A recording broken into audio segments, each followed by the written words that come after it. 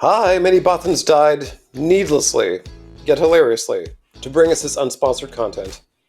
Andrew, and this is Gayties Toys.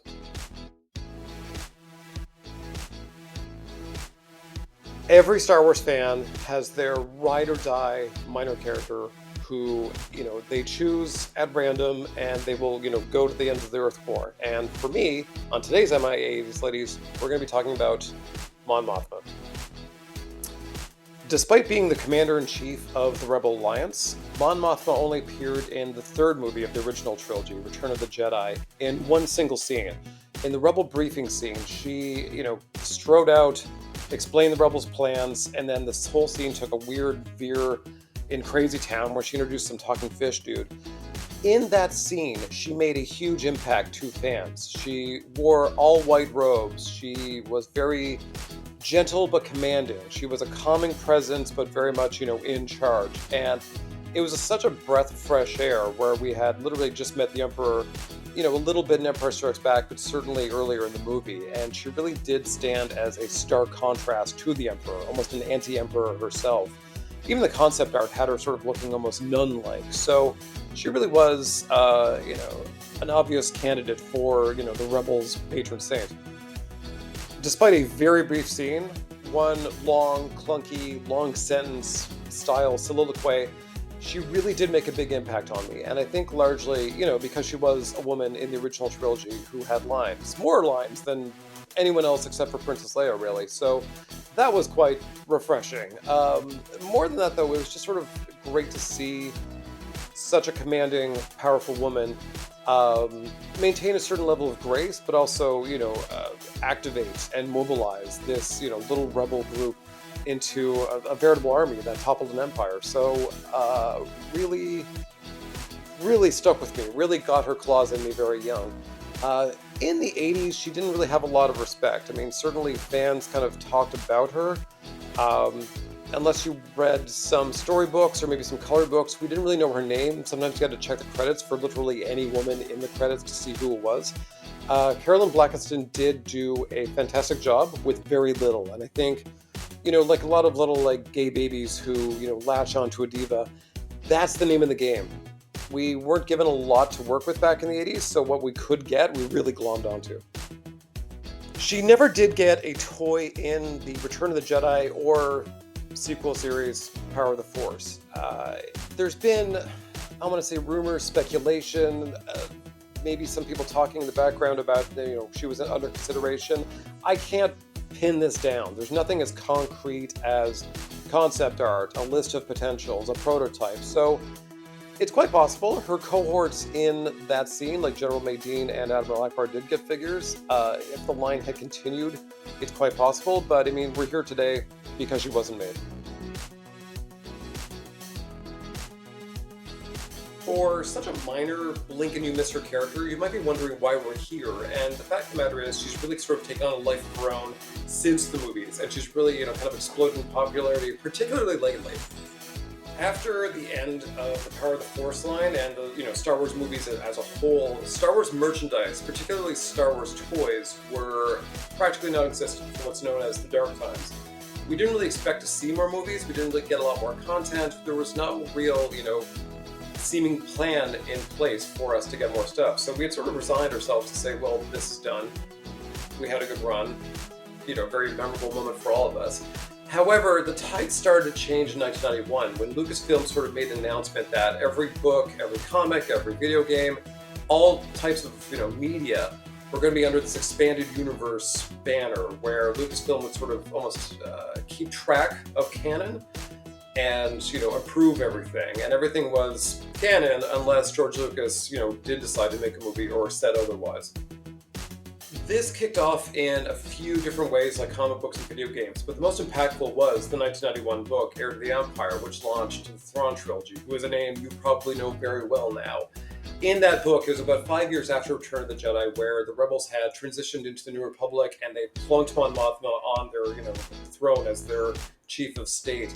She was very much a Sorceress of Grayskull kind of character in all the books, in all the comics, in everything that came afterwards. Her name was everywhere. If she wasn't in a story, she was mentioned. She had a very long shadow over the entire expanded universe, where she really was kind of giving out marching orders and, quite literally expanding the universe herself as the leader of the New Republic. She remained a central figure until a botched assassination attempt left her very weakened, and she passed the baton off to Leia to become the chief of state, or later president, of the New Republic. She would go to, retire and die peacefully before things got real wackadoo in the expanded universe.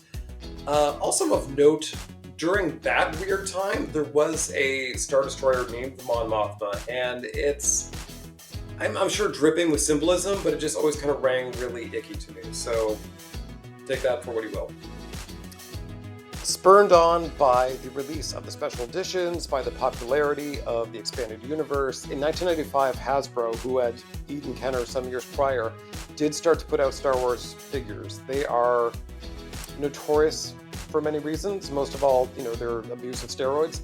Once the line stabilized, they did start to, create more characters that were never made back in the day, including Mon Mothma. This is an okay figure. She's basically a pylon with heavy robes, decent head sculpt, the weird little riding crop that General Madine had.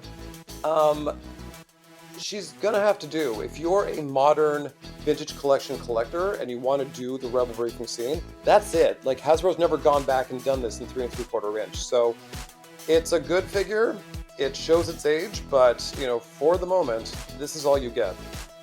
Likewise, 4 years later, Episode 1 launched a new trilogy of the prequel movies, and because this was set in the Old Republic and Mon Mothma was a senator during that time, it was assumed very early on that she would play a part in the movies.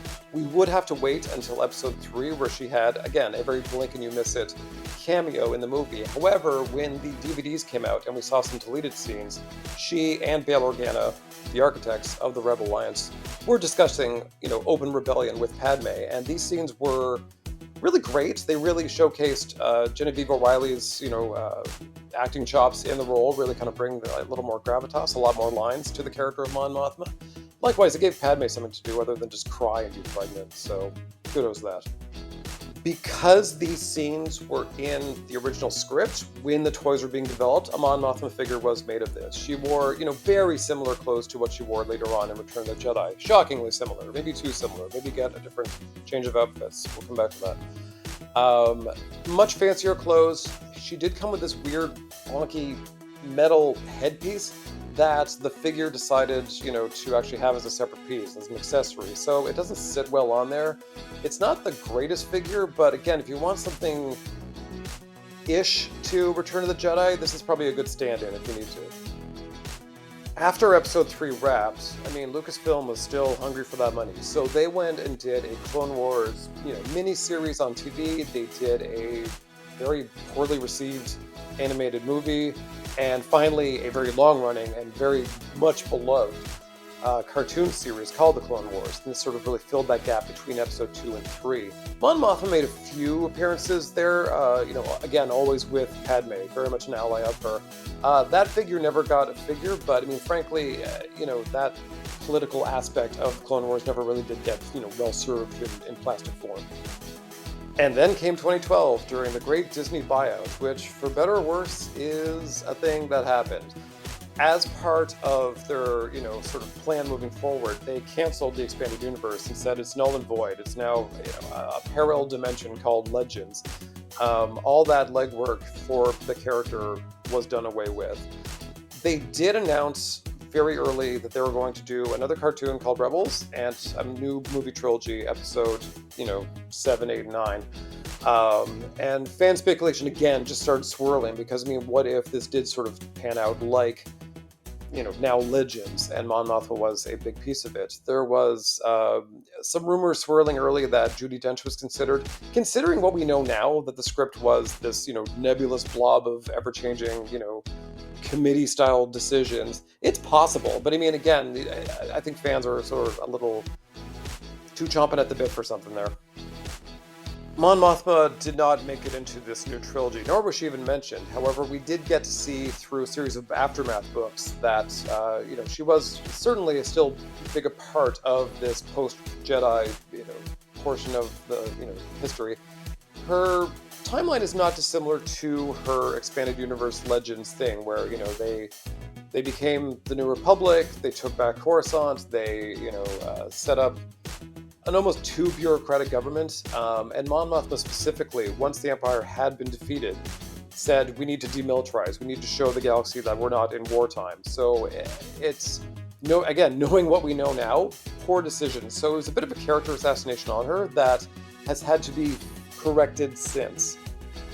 Part of that character rebuilding, and frankly any characterization whatsoever, was through two sources. One was the Rebels cartoon. That was very much a spin-off of the Clone Wars cartoon, set a few years later, focusing on a very small rebel cell. And in one episode, they were instrumental in helping Mon Mothma escape the capital and get, all the rebel cells together into an alliance. It was a very pivotal moment for her history, for the galaxy's history. It was great to be there for it. And she would sort of, appear quite a few more times in that series. Funnily enough, also voiced by O'Reilly from episode 3. Likewise, O'Reilly would play Mon Mothma again. She had finally kind of almost aged up into the role, despite having, a bit of a bad experience with episode 3. She would make a pretty memorable appearance in Rogue One, where she, once again was giving the marching orders at the Yavin base, but, had some kind of fun little moments where she's like, oh, did we go to war? Cool, no problem. Again, O'Reilly really kind of studied Blackinson's, very brief appearance and kept on expanding it. And this would keep expanding through other series. She would go on to play her in Ahsoka, where we saw her in, really the full bloom of Republic bureaucracy. And she finally changed clothes, thank God. She really did become a central figure, as much as the sequel trilogy and the books, I guess, sort of did her dirty. We did get to see her. Where we'd see her really shine is where O'Reilly once again played her in Andor, which was a bit of a sequel TV series on Disney Plus leading up to Andor. In that, we got to see her, really kind of floundering as a senator in the Imperial Senate and trying to funnel funds to the fledgling rebels. She really was very cutthroat. She was very much in a very hopelessly terrible family situation. She had eyes from the Imperial Security Board on her at all times. Really interesting. A lot of political subterfuge and a lot of maneuvering that's a little more morally gray than this sort of, saintly, nun-like figure that we would have met back in the 80s.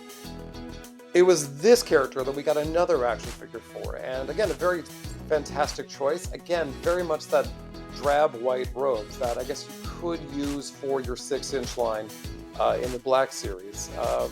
She had other lovely costumes in that series. However, they chose to say, there's a certain brand recognition to her in white, so they did that.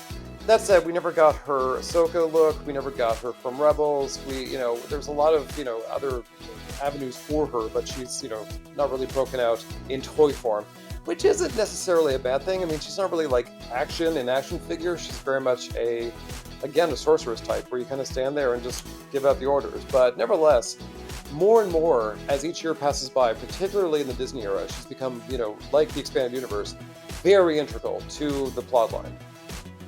Speaking of the Black series, her exclusion is very strange, and maybe not strange to anyone who's been collecting Black series for a long time. I mean, they're really much dependent on whatever Disney tells them to make, they make. So original trilogy characters have been a little absent, especially new ones. I would hope that they would make her. And again, it's a great opportunity to do it with the Blackinston and the O'Reilly head sculpts. You could buy two. You could have both versions. So I'm hoping this comes to pass, sooner than later. I would love that figure. There's not a lot of Black series I do buy, but that's one of them. The last figure to talk about is my favorite. You know me, I love when figures are made new. We get better articulation, better paint, better face sculpts, all that. But I love when we can get retro-style figures so we can plunk into our vintage collection. And in that case, we got our retro Mon Mothma.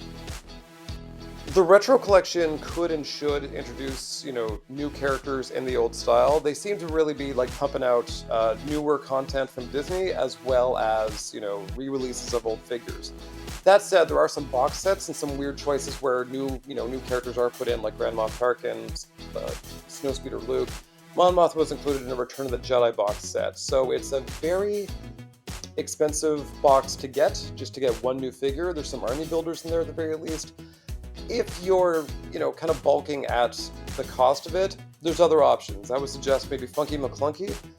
He does a great vintage Mon Mothma. So there's options out there, but for the diehards, as few as there are, I'm sure, retro collection's the way to go. And that's the lowdown on my teacher, mother, secret lover, Mon Mothma, all while construction's going on outside.